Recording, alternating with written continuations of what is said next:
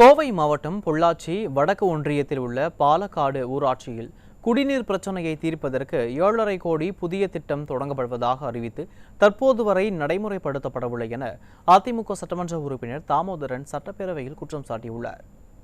மாண்புமிகு பேரவைத் தலைவர் அவர்களே, கோவை மாவட்டம் பொள்ளாச்சி வடக்கு ஊராட்சி ஒன்றியம் தாளக்கரை ஊராட்சியிலே புதிய காலனியில் குடிநீர் பிரச்சனை இருக்குது.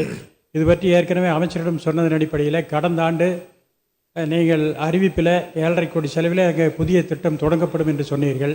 இதுவரை இந்த திட்டம் தொடங்கப்படவில்லை. தற்போது அங்கே குடிநீர் பிரச்சனை இருந்து வருகிறது.